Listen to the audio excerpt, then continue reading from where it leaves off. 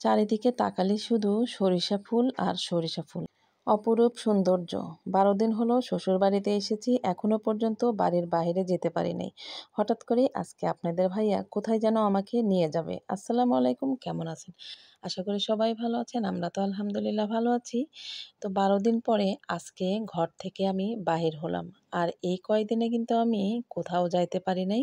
আপনাদের ভাইয়াও ছিল না, তাই আমার বাইরে যাওয়ার কোনো প্রশ্নই ওঠে না। সবকিছুই কেনাকাটা ঠিকঠাক ছিল। আর এই তো বের হয়েছি। কোথায় যাচ্ছি সবকিছুই আজকে আপনাদের সাথে শেয়ার করব। চারিদিকে শুধু হলুদ আর হলুদ, সরিষা ফুলে ভরা। এখন কিন্তু সরিষা ফুলের মৌসুম, অর্থাৎ সরিষার মৌসুম। ধান কাটার পরে সব কৃষকরা সরিষা লাগিয়েছে। এখন কিন্তু সবাই বেশিরভাগ সয়াবিন তেলের পরিবর্তে সরিষার তেল খাওয়া শুরু করেছে। আর এটা শরীরের পক্ষে অনেক ভালো। তাই তো সবাই এখন ধান কাটার পরে যত তাড়াতাড়ি সরিষা লাগানো যায় ততই কৃষকদের অনেক আনন্দ মনে থাকে যে নিজের হাতে তৈরি করা সরিষার তেল দিয়ে রান্না করে খাবে।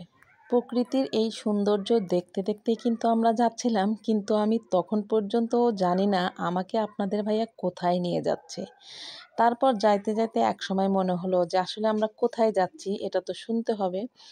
তো এই কথাগুলো বলতে বলতেই কিন্তু আমরা চলে আসলাম, এটা হচ্ছে হাটি কুমরুল ওভারব্রিজের নিচে। তখন আপনাদের ভাই আমাকে বলছে যে দেখো না, ফলো মি, আমাকে ফলো করতে থাকো, আমার পিছনের বাইকে বসে আছো, কোথায় যাচ্ছি কেন যাচ্ছি সবই বুঝতে পারবা। হাটি কুমরুলের উদ্দেশ্যে আমরা আবার বিশ্ব রোড থেকে রওনা হয়ে গেলাম। আর এই বিশ্ব রোডে কিন্তু অনেক গাড়ি চলাচল করে, তাই বিশ্ব রোড দিয়ে যাতায়াতটা কিন্তু খুবই রিস্ক। তারপরেও আল্লাহর নাম নিয়ে আমরা চলছি। তবে এই হাটি কুমরুল থেকে সলঙ্গা পর্যন্ত খুব একটা দূরে নয়। রাস্তাটা বেশ নিরিবিলি ছিল। আর যেতে যেতে ডানে বামে নদী, গাছপালা, প্রকৃতি এগুলো দেখতে বেশ ভালোই লাগছিল। মনে হচ্ছিল যে ১২টা দিন আমি কোথায় ছিলাম। মনে হচ্ছিল যে ঘরের ভিতরেই আমি আবদ্ধ ছিলাম। এর বাইরের জগৎটা আমি এই ১২ দিন কেন দেখলাম না। গত ৩ দিন হলো তো আমি আমার যে শ্বশুরবাড়ির চাচী শাশুড়ি আরও যে ননদ যারা আছে তাদের সঙ্গেও দেখা করতে পারছি না। আমার ঘরের ভিতরে এত কাজ, আসলে অনেক দিন হলো শ্বশুরবাড়িতে যায় না। তাই এখন শুধু ফিরে আসার তাড়া। তাই সেজন্য সব কিছু গুছিয়ে গাছিয়ে রাখার চেষ্টা করছি, একটু পরিষ্কার পরিচ্ছন্ন করার চেষ্টা করছি। সব গল্পের অবসান হলো, আমরা চলে এসেছি সলঙ্গা বাজারে। আর আজকে নাকি সলঙ্গা বাজারে হাঁস মুরগির হাট। আর এই হাটের কথা শুনলে তো আপনাদের ভাইয়া পাগলই প্রায় হয়ে যায়। কিনুক বা না কিনুক একবার তাকে হাটে ঢুঁ মারতেই হবে। আর সঙ্গে তো আমাকে থাকতেই হবে। আমাকে ছাড়া তো সে আবার এইসব জায়গায় যাবে না। কোনো কিছু কিনতে হলেও আমাকে দেখিয়ে তারপরে সে কিনবে। তো যাই হোক, আমরা মোটামুটি সকাল সকালেই পৌঁছে গেছি। আর যার সাথে আমরা দেখা করব তার সাথে কিন্তু এখনও আমাদের দেখা হয় নাই। তার সাথে আমরা ফোনে আলাপ করেছি। আর তার আগে আমরা এই হাটের ভিতরে একটু ঘোরাঘুরি করছিলাম। যদি রাজহাঁস, পাতিহাঁস, দেশি মুরগি এগুলো যদি পাই তাহলে এগুলো কিনে নেব।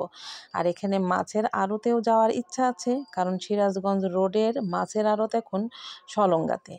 তা খালি পেটে ছিলাম, তাই ভাবলাম কয়েকটা বিস্কিটের প্যাকেট কিনে নেই, বসে বসে খাই। আর আমি তো মাছের আড়তে যাইনি, আমি ফাঁকা এক জায়গায় বসেছিলাম। তারপরে চলে এসেছি সলঙ্গা বাজারে। আর এই বাজারে এর আগে আমি কখনো আসি নাই, অনেক বড় বাজার। আর এখানে অনেক দোকানপাট হয়েছে। তো ঘুরতে ঘুরতে এক জায়গায় দেখলাম গরম গরম রুটি আর আলু ভর্তা।